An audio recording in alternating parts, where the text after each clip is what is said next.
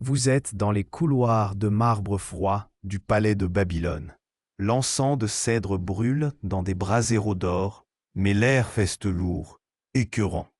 Il est minuit passé, en ce mois de Tammuz de l'an 547 avant notre ère, et vous entendez des sanglots étouffés qui résonnent depuis les appartements royaux.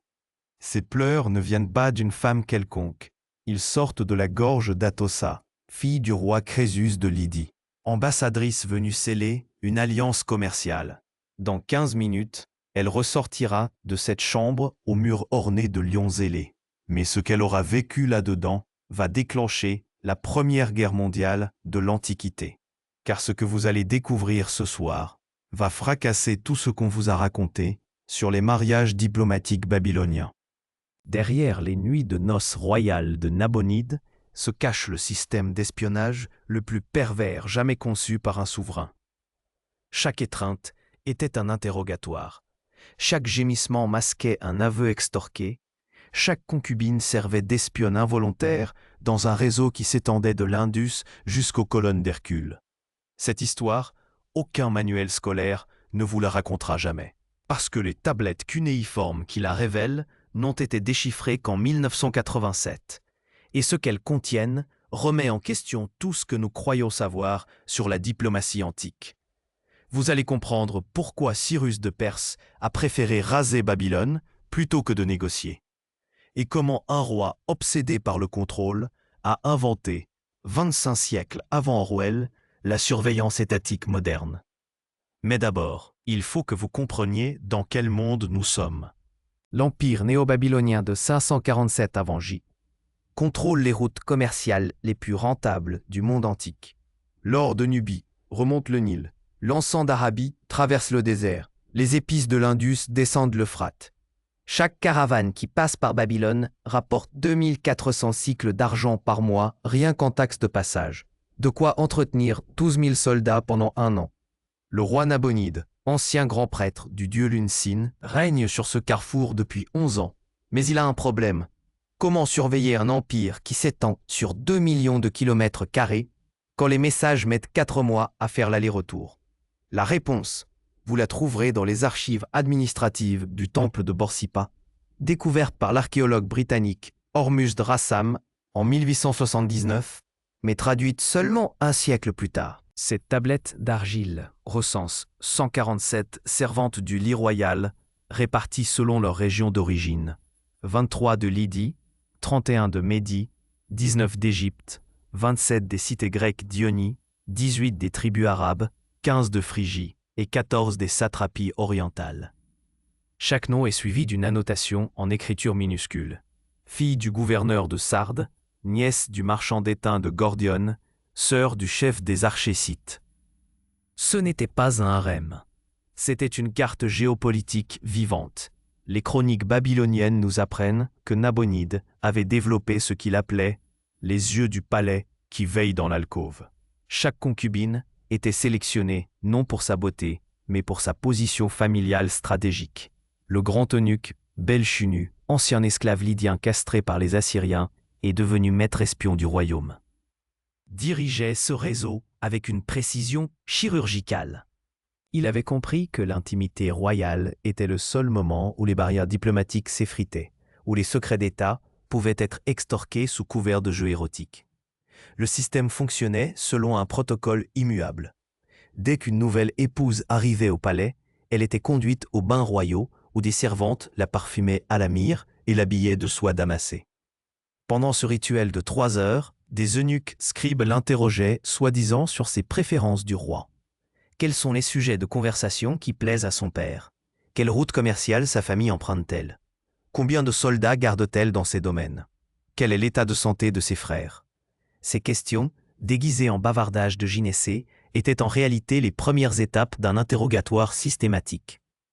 Puis venait la nuit de noces proprement dite. Les archives du British Museum, collection Layard, 1845-1851, révèlent que la chambre royale était équipée de cloisons mobiles dissimulant des alcôves où se cachaient jusqu'à 4 scribes.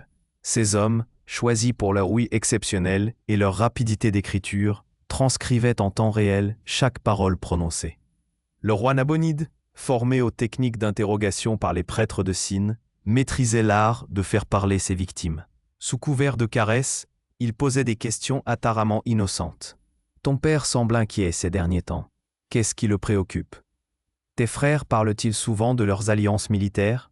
As-tu entendu des rumeurs sur les mouvements de troupes perses? Chaque gémissement, chaque aveu arraché dans l'intimité, était soigneusement consigné sur des tablettes d'argile, puis chiffré selon un code que seul Nabonide et Belchounou connaissaient. Ces renseignements étaient ensuite compilés en rapports hebdomadaires transmis au Conseil des satrapes via un réseau de messagers royaux à cheval qui parcouraient les 400 lieues entre Babylone et les capitales provinciales en moins de 12 jours. Le chantage institutionnel garantissait la coopération des victimes. Toute concubine qui refusait de collaborer se voyait menacée de répudiation déshonorante, ce qui, dans le droit babylonien, équivalait à un bannissement social définitif. Ses biens étaient confisqués, sa famille déshonorée et elle-même revendue comme esclave sur les marchés de Sipar. À l'inverse, les informatrices les plus productives étaient promues au rang d'écouses secondaires, recevaient des dotations de 50 cycles d'argent par mois et voyaient leur famille obtenir des privilèges commerciaux exceptionnels. Ce système a fonctionné pendant 6 ans, de 553 à 547 avant notre ère, permettant à Nabonide de démasquer 3 tentatives de coup d'État, d'anticiper 2 invasions militaires et de négocier 12 traités commerciaux avantageux grâce aux informations secrètes obtenues. Les tablettes VAT 480-30 à 441 du British Museum indiquent que le budget annuel de ce réseau d'espionnage s'élevait à 2400 cycles d'argent, soit l'équivalent de 144 kilos d'argent pur, de quoi acheter 4800 moutons ou payer les soldes de 600 soldats pendant une année entière. Mais voilà le détail que presque personne ne relève dans les chroniques. Ce système parfait portait en lui les germes de sa propre destruction. Avant de vous révéler comment une seule nuit a fait s'effondrer tout cet édifice et déclencher une guerre qui a redessiné la carte du Proche-Orient, paye le péage de la curiosité historique. Laisse le like maintenant et écris en commentaire de quelle ville tu nous regardes. Ça aide l'algorithme à pousser des histoires antiques avec moins de romantisation et plus de vérité brute. Car cette nuit de Tammuz 547, quand Atossa franchit le seuil de la chambre royale, elle ne vient pas comme une victime passive. La fille de Crésus est une diplomate aguerrie, éduquée dans les cours de Sardes, où elle a appris 6 langues et maîtrise les subtilités du protocole international. Elle sait exactement pourquoi elle est là, et elle a un plan. Vous devez comprendre le contexte géopolitique. La Lydie de Crésus contrôle les mines d'électrum du Pactole, ce mélange naturel d'or et d'argent qui fait la richesse de l'Anatolie. Chaque mois, 800 statères lydiens, ces premières pièces de monnaie de l'histoire, transitent par les comptoirs babyloniens avant de rejoindre les marchés de Phénicie et d'Égypte. Cette alliance commerciale entre Babylone et Sardès rapporte à Nabonide 300 cycles d'argent de commission mensuelle. Mais Crésus soupçonne depuis des mois que le roi babylonien utilise ces négociations pour espionner ses réseaux. Quand Atossa s'allonge sur le lit au drap de lin d'Égypte, elle porte au poignet un bracelet d'or serti de 12 émeraudes de Nubie, cadeau diplomatique traditionnel. Mais ce que Nabonide ne sait pas, c'est que l'une de ces pierres cache une lame empoisonnée d'à peine 3 mm, enduite d'extrait de mandragore suffisant pour paralyser un homme adulte en moins de 20 secondes. Atossa n'est pas venue pour subir un interrogatoire déguisé. Elle est venue pour tuer le roi de Babylone. Le plan échoue de justesse. Quand elle sort la lame miniature et tente de l'enfoncer dans la gorge royale, sa main tremble. Non de peur, mais de rage incontrôlée. Nabonide esquive l'attaque, mais la pointe l'égratigne au niveau de la clavicule. En quelques secondes, les gardes se ruent dans la chambre, maîtrisent Atossa et la traînent dans les geôles souterraines du palais. Mais le mal est fait.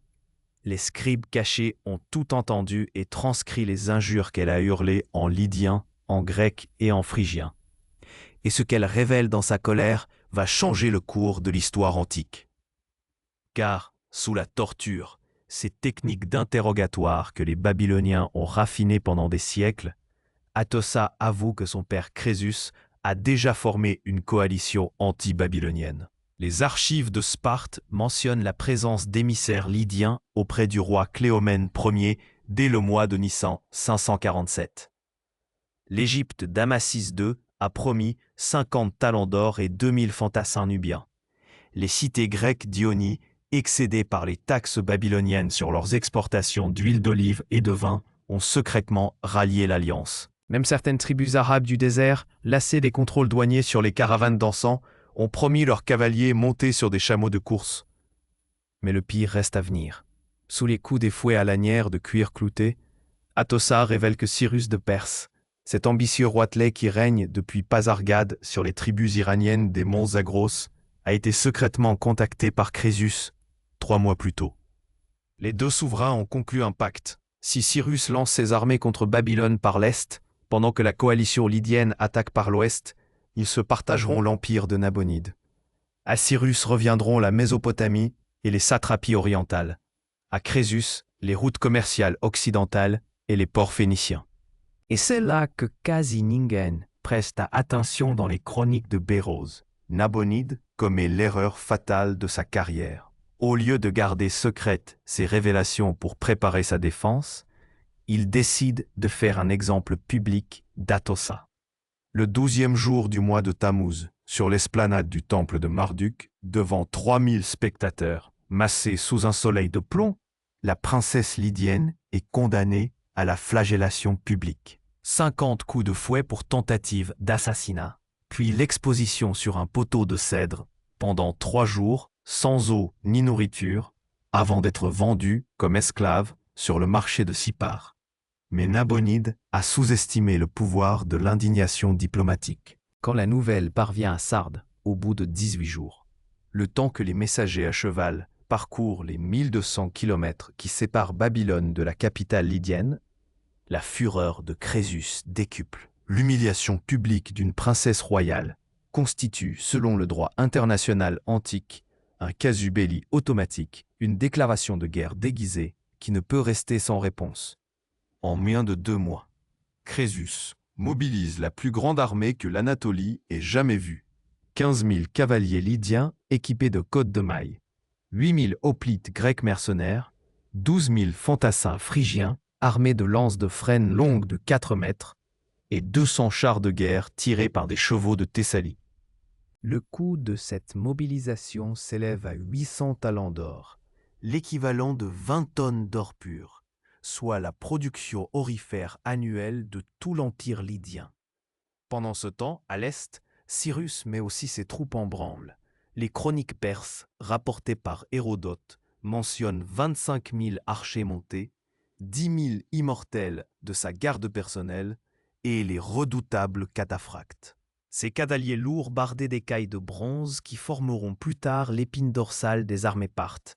La logistique de cette double offensive nécessite 40 000 chevaux, 15 000 chameaux de bas et 800 tonnes de vivres stockés dans des greniers fortifiés échelonnés le long des routes d'invasion. L'ironie de l'histoire tient en une phrase. Le système d'espionnage le plus sophistiqué de l'Antiquité, conçu pour protéger Babylone de ses ennemis, venait de les unir tous contre elle. L'effondrement commence le 3e jour du mois d'Élul 547, quand les premiers éclaireurs perses franchissent le Tigre, à la hauteur d'Opis, à seulement 80 km au nord de Babylone. Nabonide dispose encore de 18 000 soldats babyloniens, plus 6 000 mercenaires arabes et 2 400 chars de guerre équipés de faux rotatives. Une force respectable sur le papier. Mais son système d'espionnage sexuel, qui devait être son atout maître, se retourne contre lui avec une violence inouïe. Car les 147 concubines du palais royal savent désormais qu'elles ne sont que des outils dans une machine de guerre psychologique. La nouvelle de l'exécution publique d'Atossa s'est répandue dans le gynécée comme un poison. Ces femmes qui subissaient en silence leur nuit de noces forcées comprennent soudain qu'elles participent malgré elles à la destruction de leur propre famille. Le 7 Élul, 12 d'entre elles, menées par Roxane de Bactriane, fille du satrape des confins orientaux, organisent ce que les chroniques babyloniennes appellent pudiquement la révolte du harem. Leur plan est d'une simplicité terrible. Empoisonner le roi pendant son sommeil avec de l'arsenic dissous dans l'hydromel qu'il boit chaque soir après ses entretiens diplomatiques. Roxane a réussi à corrompre un eunuque cuisinier en lui promettant l'affranchissement et 50 cycles d'or. Mais Belchunou, le grand eunuque maître espion, découvre le complot 3 heures avant son exécution. Sa réaction révèle toute la paranoïa qui gangrène désormais le palais. Il fait arrêter et torturer non seulement les 12 conspiratrices, mais aussi 34 autres concubines soupçonnées de sympathie pour la rébellion. Le massacre qui s'ensuit dans les geôles souterraines de Babylone dure 2 jours et 2 nuits. Les chroniques du temple de Nabou parlent de cris qui montaient depuis les profondeurs et troublaient les offices sacrés. Quand c'est terminé, 46 femmes sont mortes sous la torture, leurs corps jetés dans l'Euphrate selon la coutume babylonienne réservée aux traîtres. Les 501 survivantes, terrorisées, ne fourniront plus jamais d'informations fiables. La peur a brisé le mécanisme de l'espionnage par l'intime. Mais le tir reste encore à venir pour Nabonide, car les familles de ses concubines assassinées contrôlent précisément les régions stratégiques que Cyrus s'apprête à envahir. Le satrape de Bactriane, père de Roxane, ouvre ses forteresses aux armées perses et leur fournit 3000 cavaliers supplémentaires assoiffés de vengeance. Le gouverneur de Sogdiane fait de même, livrant les cols de l'Hindu-Kouch qui permettront aux renforts scythes de rejoindre Cyrus. En Médie, 3 généraux babyloniens dont les sœurs ont péri dans les geôles passent à l'ennemi avec 5000 soldats et 800 chars. L'écroulement militaire suit l'écroulement politique avec une rapidité stupéfiante. Le 23 Élul 547, les avant-gardes de Cyrus écrasent l'armée babylonienne à la bataille d'Opis. Nabonide perd 8000 hommes en une journée, ses chars de guerre s'enlisent dans les marécages de l'Euphrate et ses généraux survivants négocient séparément leur reddition. 10 jours plus tard, le 12e jour du mois de Tachri, les Perses entrent dans Babylone sans combattre. Les prêtres de Marduk leur ont ouvert les portes, préférant un conquérant pieux à un roi sacrilège qui profanait les mystères divins pour ses opérations d'espionnage. Le sort de Nabonide révèle l'ironie ultime de cette histoire. Cyrus, qui découvre dans les archives royales l'ampleur du système d'espionnage babylonien, est si impressionné qu'il décide de l'adapter à l'échelle de son empire continental. Les eunuques de Belchunou, épargnés pour leurs compétences, deviennent les instructeurs des fameux « yeux du roi perse », ce réseau de surveillance qui s'étendra de l'Indus au Bosphore et inspirera plus tard les services secrets d'Alexandre, puis des Ptolémées d'Égypte.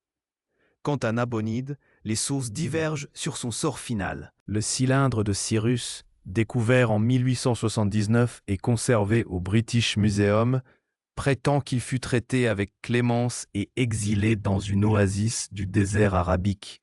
Mais les chroniques babyloniennes, moins diplomatiques, rapportent qu'il mourut étranglé dans sa cellule par un ancien eunuque dont la fille avait péri dans le massacre du harem. Sa dépouille fut jetée aux chiens errants de Babylone, châtiment suprême dans une civilisation qui vénérait la momification. L'héritage de cette histoire dépasse largement l'anecdote sordide d'un tyran pervers. Car Nabonide avait inventé, 25 siècles avant George Orwell, les mécanismes de la surveillance étatique moderne. La collecte systématique d'informations intimes, le chantage institutionnel, l'utilisation de l'affect pour briser les résistances psychologiques. Ce système, perfectionné par les Perses, puis transmis aux Grecs, aux Romains et finalement aux États modernes, pose une question qui reste brûlante aujourd'hui. À quel moment la sécurité d'un régime justifie-t-elle la destruction de l'intimité humaine? La réponse, vous la trouverez peut-être dans les archives secrètes de nos gouvernements contemporains. Car les méthodes changent, mais la logique demeure. Qui contrôle l'information intime, contrôle le pouvoir politique. Nabonide l'avait compris il y a 26 siècles, et ça lui a coûté son royaume. Cliquez maintenant sur la vidéo suivante de l'Histoire interdite pour découvrir comment ce système d'espionnage sexuel s'est répandu dans tout le Proche-Orient antique, des harems persans au gynécée d'Alexandre le Grand. Abonnez-vous pour ne pas rater les prochains secrets de l'Antiquité et dites-nous en commentaire de quelle ville vous nous regardez. Et si vous aviez vécu à cette époque, quelle maison royale auriez-vous servi? L'histoire ne s'arrête jamais. Elle ne fait que changer de masque.